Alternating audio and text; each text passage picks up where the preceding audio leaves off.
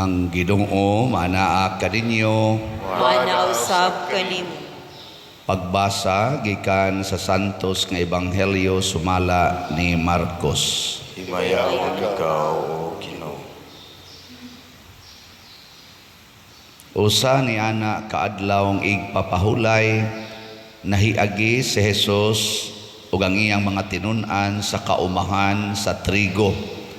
Samtang naglakaw sila, ang iyang mga tinun-an nangutlog mga uhay sa trigo.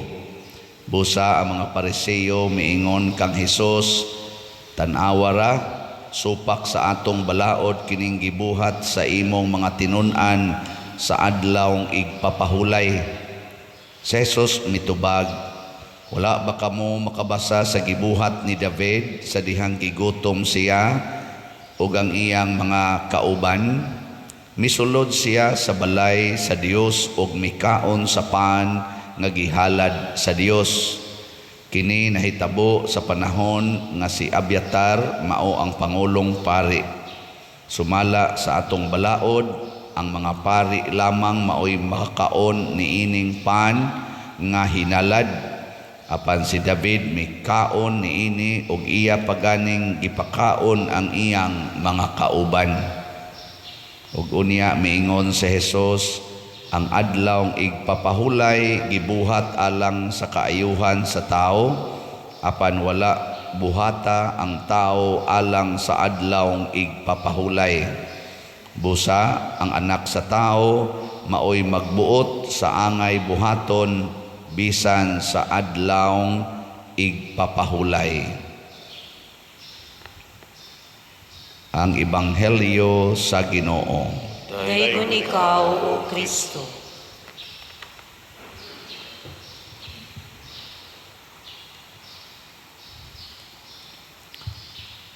Si Jesus, Ginoo nga nagpakatao. Motoo ba mo? Ang Ginoo maoy gamhanan sa tanan, wa nay labaw niya. Matud pas unang pagbasa, wa nay labaw sa Ginoo. Muna kun manumpa ang Ginoo, gamito niya ang iyang kaugalingon. Kay wa na may labaw niya. Nabitang manumpa ta, di ba? Ang bata pa ta ba? Oh, kirig pa ko. Sa panang uban atong panumpa, naam ginay Ginoo, naam ginay Ginoo. Atong gamiton ba?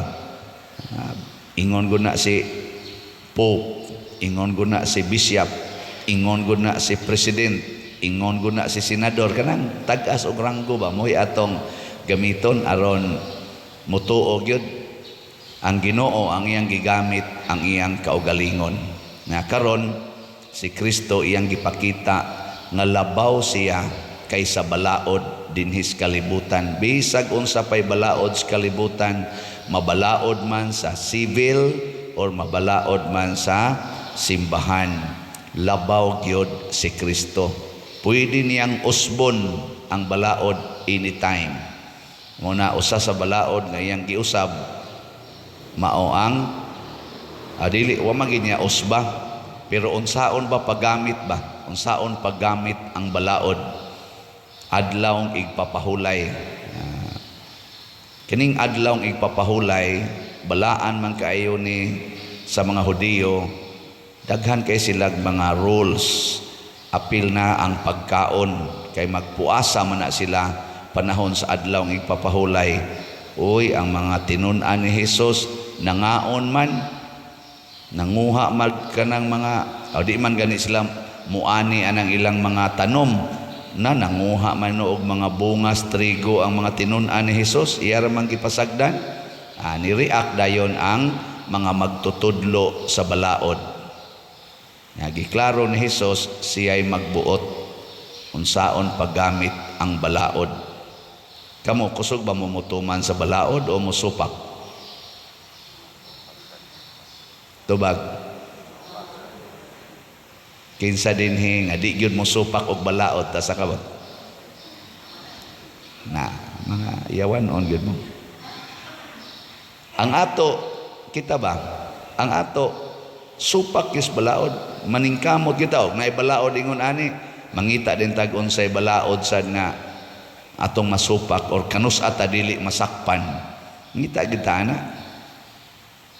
Ang nindot di ay di kita musupak. Nga unsa may sukdanan aron dili kita makasupak. Unsaon man?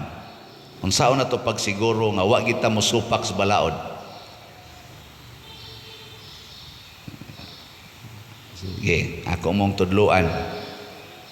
Kay mausa na gibuhat ni Kristo. Ang balaod gamiton gyud sa kaayuhan sa atong isig katao.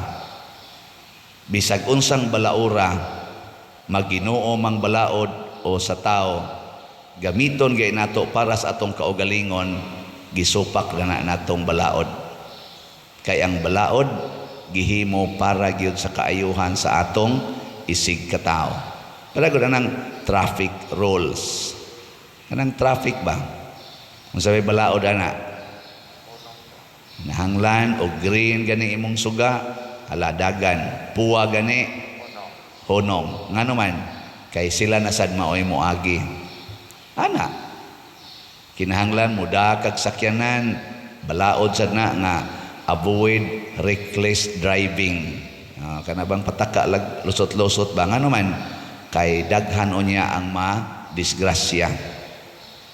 Kana kung magdaan ng motor, naay mga magdaan ng motor, mga garaon kay tanan, mang-overtake yun. Magsige pagsirbato kay muari gyud sa pikas lane, musugat gyud sa lane. Nya ini ka disgrasya, matraffic, mga ginikanan, makabuang og tambal or magkabuang og lubong. Ano pating patay? Kay mangsupak magbalaod para ginas kaayuhan sa uban. Sama nang ato sang balaod sa simbahan kanang works of mercy, pakana ang gigutom sa tong usa, paimna ang giuhaw, bistihi ang way ang hubo, pasudlas inyong balay ang way balay, at sa to atiman na ang mga masakiton, duawa ang mga binilanggo. Di ba? Pulos gyud para sa mga nanginahanglan, para gyud sa uban. Ana. Pero kung ang balaod para nagis kaugalingon, moingon gani ka, ako'y atiman na kay gigutom ko. Patay ka diya. Mag-away na ta, moingon sa tungo sa, unya ako gigutom man sa ko. Okay, kinsa man rin mo atiman ninyo. Isa ako, wa man ko'y balay. Himo ikog balay, misa unya ako, kani akong balay. Arang-arang pag inang imo, kaning ako. Ana, kinsa man rin mag-una. Mag-away na ta. No? Mao na nang nanagubat karon. Kay nga naman, isig sila ginamitay sa balaod para silang kaugalingon. Ako guning pudir. Ako guni. Ana, nya ngano ni suod man ka diri. Siya, okay ra man na kay dako pa man sa imong lugar. Anong dig ako nang gamiton agianan ako. Siya ako man yuta. Ang balaod iyang gi-apply sa iyang kaugalingon. Ang katusang usa mo apply mo sa siyang kaugalingon sa balaod nga tagai og right of way ang imong silingan. Nagbangi na, nagkinihaay, nagbinungulay, guba ng relasyon. No? Nilingi ay mong tupad. Ing na, magguba inyong relasyon. Kana bang ang balaod ba gamiton nimo sa imong kaugalingon, patay ka diha. Kanang balaod sa gugma, sa Ginoo man gyud na. Moingon ang asawa, higugma ako ha. Ingnon niya iyang bana ba, higugma ako, bantay mo higugma ka ng imong kabit. Ako gyud higugma. Moingon sang bana, unya ako, di sa ko nimo higugmaon, magsigi na lang kog higugma nimo, di sa ko nimo sabton. Anha na diyang away. Pero ayuhag apply ang balaod para sa kaayuhan sa uban. Hastang linawa. Moingon tong imong silingan nga, ako ning gamiton diri noy ha, kay akong agianan di man masud akong multicab, gamay ra man kay ni pun-an ako mga 1 meter, okay ra ni ka Jesus, okay ra kayo siya imo ra ba ning yuta siya, gamita lang na kay anang ako sa nang pagtugot. Di mag-away mo dili. Uy, kusog pa kay itong mutabang nimo, kusog kay itong muatiman nimo, ipasa pa tong istorya ngadto sa sunod niya mga anak. Panggaagi na ninyong atong silingan, may kay nagawi kanang atong giagian, hinatag na niya, gipunan pag niyag 1 meter, sus panggaagi na, ang mga kaliwat ana, atiman na gid ninyo, ipasa pa na. Ano bura mamugwa, malipay. Oh, pero imong yung piiton, imong piiton, di jud ka mohatag, oy, ipasa sa mga apo, kana mga daw, kay nastanan, kana rabas una, kana sus ang katong akong papa nagistorya gina gasalig ng ilang amahan sa akong papa mo'y gabuhi lang karon ay naarang-arang pagkabutang mga asyuso na kay murasag diin gikan ang mga panuway dagko. Ipasa din ang atos mga anak, mo na nay sigig pasapasa, sige na islag away, guba ng relasyon. Anak mo na diri sa atong unang pagbasa niingon gyud ang Ginoo pinaagi sa sulat ngadto sa mga Hebreo, ang Dios makiangayon, dili siya malimot sa inyong nabuhat o sa paghigugma nga inyong gipakita kaniya diha sa inyong pagtabang o pagpadayon pagtabang sa inyong isig ka Kristiyano or isig ka magtotoo or sa inyong isig ka tao. Di gyud kuno malimot ang Ginoo ana. Muna ka nang sigig pamalit na tog slots dinhi. Di gyud malimot ang Ginoo ninyo. Ako makalimot ko ninyo. Pero ang Ginoo di gyud malimot. Muna palit pa more. Hindi man mo mukatawa basta palit na gani. Di lang sa ka-report nyo, ugma na lang ko mo update kay o pa man ito mabasa. Pero nahalin-halina na gid ta Salamat ninyo ha. Wag taon malipay. Klaro kayo nga wag gid mo mamalit siguro no. O na mamalit ta og slots. Na karon testingan karon nato be. Kinsa dinhi ang mosaad nga sugod karon Father ang balaod ako na jong gamiton para sa akong isig katao. Ta sa kamot. Sige. Aka na wa mo isa, impierno na gid siguro. Bantay mo diha. Pagahi gimos niyong ulo, patay mo diya. Si Kristo ay gigamit niya ang balaod sa gugma para gisiyang isig katao. Unsa may iyang sugo, ingon siya, hastang kaaway ha, higugmaa. Mo na iyang ipakita nga ang nagpatay niya, ang nagkulata niya, iyang gihigugma. Kita kusog makita mo ana-ana ni Santo Niño, ana pinangga kay nato si Santo Niño kay bata man. Pero ni abot na gani diri moingon na si Jesus, higugma inyong kaaway, bulahan mo kumpatyon mo sa inyong kaaway. Moingon ta di madawi, ari na lang ko sa bata, ari lang ko diri magsikap-hikap. Usahay sad maglunggob sa tang Nasarino. Nasarino ba? Mo man ang gipatay nga Kristo. Unsa man sa ilang tuyo aron maayo sa ilang sakit na nangayabag na. Muhikap kang Nasarino aron kamausag kang magpakamatay para sa imong isig katao.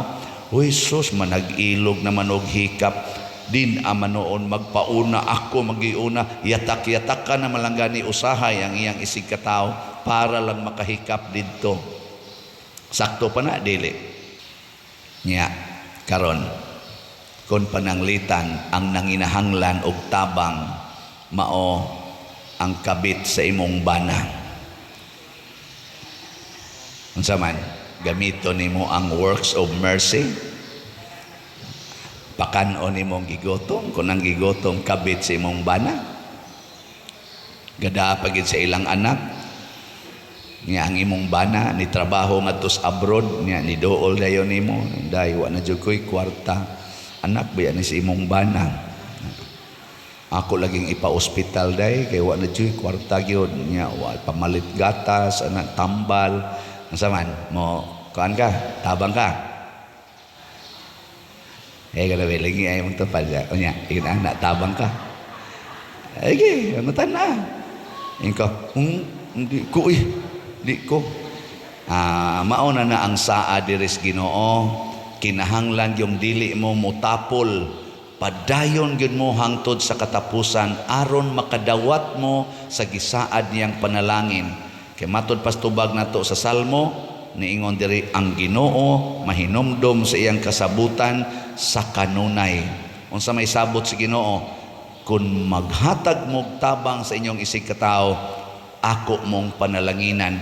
Kun inyo ganing isalikway ang nanginhanglan, ako sad mong isalikway. Muna, padayon gyud hangtod sa katapusan sama ni Abraham. Hangtod siya namatay, sige ra gid siyang tabang sa iyang isig katao. Mautong nadawat niya ang saad sa Ginoo. Bisag dugay ni abot nga makaanak siya, nakaanak yun. Bunga to sa iyang pagsigig tabang sa iyang isig katao. Hangtod na lang ni edad siyag 99, sige lang yapog tabang siyang isig katao. Kasagaran na to, kanang matiguang na ta, di naman ta mo tabang. Isa, ay sus, para na lang nas mga batanon, tiguang na ko, di na ko katabang. Og tiguang na kita na magpatabang. Si Abraham, 99 na iyang edad, tabang lang yapon, na ay naagi nga mga duha ka buktaw, nga kapoy kaignaw. Iyang giin, hapit mo diri, ako mong pakanon, ako mong papahuwayon, ako mong paimnon og bugnaw tubig kay kapoy kay inyong naong. Gipugos gid niya. Sus, ang iya daing gitabangan, ang mga anghel maditos Ginoong gipadala ngadto niya. Pag humagkaon, nanugab ng mga anghel. Kana ba? Abraham, buutan kay ka, kanang imong asawa sunod tuig, magmabdos na. Katawa gud si Sarah gud. Sarah man say tabag kuan. Siya nganong katawa man kadi Sarah. Kay niingon man si Sarah, mamabdos ang 91 anyos. Kapila na ko nagminopos, mamabdos pa. Giingna sa anghel ay katawa-katawa diha. Kay why imposibles Ginoo. Pagsunod tuig, mabdos gyud Sarah, 92 edad, nganak yun. Kinsa din 92 edad, manganak pamutuo nga manganak pa ng 92. Kinsa say mutuo din nga kanang 99 kahimo pa na. Lison manganing 59 kanang naman 99. Pero wala lagi imposibles Ginoo. Pero ang diha to nahitabo kay di man sa gyud mohunong sa pagbuhat og maayo si Abraham. Nailhan ti ka or wa ti ka mailhi, tabangan gid ti ka. Igtan-aw nako nimo nga gigutom ka, pakanon gid ti ka. Bisag wa pa ko kailan nimo. Kita kusog itang mamili. Mao na maputol sad ang saad sa Ginoo. Kay ang Ginoo gusto niya kanunay kitang magsunod sa iyang balaod. Unsaon ang iyang balaod? Gamita ang tanang balaod para sa kaayuhan sa uban, dili sa atong kaugalingon. Muna kining atong pagbaligyag slat, balaod ni aron itabang nimo ang imong kwarta para sa Kristohanong katilingban. Na siya, yang mutuman ka ni. Tagaan dahil kag divine unity, prosperity, and satisfaction. Muna atong dopes. Yan nasa tayo special. Santo Niños, joyful power. So ighatag sa nimo ani. Tag 100 raman ni per slot. Naadayin kay joyful power. Kana bang ang imong problema, imo lang katawa-katawaan. Nang litan imong asawa, nangabit, ang gikabit, sige pagyugmisa. Musimba ra ka, magkatawa-katawa ra kay mayuha mo wahali ning father mo ding nadahagyo akong asawa. Katawa ra ka, ang resulta, ang pari makita to ayay ni amang bana sa akong na relasyon. Nga magkatawa-katawa ra mo amin gyapon kas pare, mo istorya gyapon kag tinarong, makonsensya ang pare. Buwagan to niya imong asawa human sa napo katuig. May na lang kiniabot yun nga gibuwagan. Kaysa padayonon, maimperno pang pare, maimperno pa imong asawa, nagdumot sa ka, kamong tulo ang maimperno. Di mo makasulod sa pahulayanan nga giandam sa Ginoo. Nya kay imo manggi ayo-ayuhan, di ikaw siguro nakaslangit. Gibuwagan mas pare, kay nakonsensya sa imong kabuutan, di mabalangit sang pare. Ang imong asawa, nagbasol man sad, nangayo sa pasaylo, di malangit na sad, ang magkita mo dito sa langit. Man mo malipay sa kong example. Pero dili na ako ha. Basi gatuo mo ako na posible sad pero dili sa tingali ako. Sige, manindog na ta.